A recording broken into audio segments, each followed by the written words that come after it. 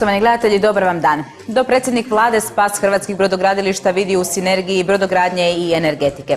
Djelatnost vjetroelektrana dobrodošla je, ali samo kao dopuna brodograđevne djelatnosti, iako donosi radna mjesta, ističu Trećemajci, a iz liste za Rijeku ulazak Škegre i fondova u 3. maj i Brodotrogir stavljaju pod veliki upitnik, jer kako dodaju, sve je to lažiranje privatizacije brodogradilišta kako bi se udovoljilo Europskoj uniji.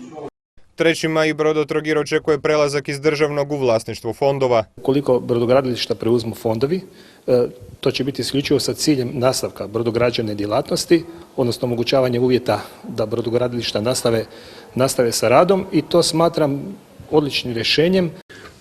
Mislim da je hrvatska vlada na dobrome tragu i to bi bilo ono rješenje koje bi bilo prihvatljivo i za nas kao regiju, a sigurno i za menadžment 3. maja.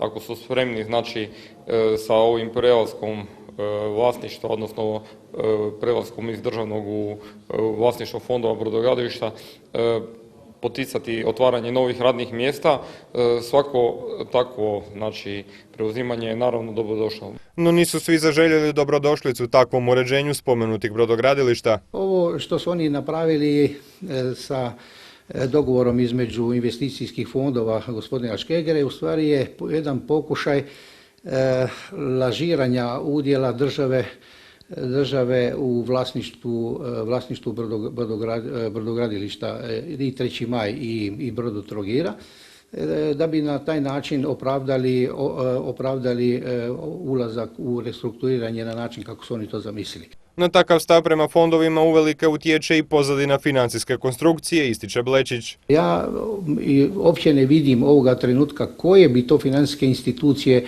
u ovakvom brodogradnji mogle pratiti sadašnju, znači ovu situaciju koja je vezana za opstanak brodogradilišta i 3. maja i Brodotrogira. Djelatnost vjetroelektrana prema riječima Radimira Čačića trebala bi uživati sinergiju spominjanih brodogradilišta, a kada je riječ o tome, pojedinci su vrlo oprezni.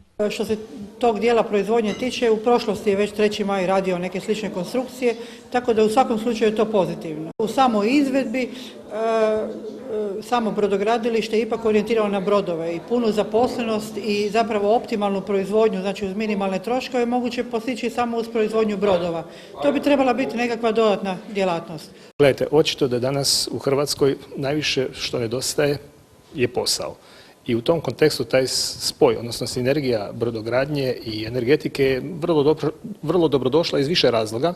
Kao što i sami znate, dakle, mi moramo ispoštovati agendu 3x20, odnosno proizvesti do 20% energije iz alternativnih izvora energije.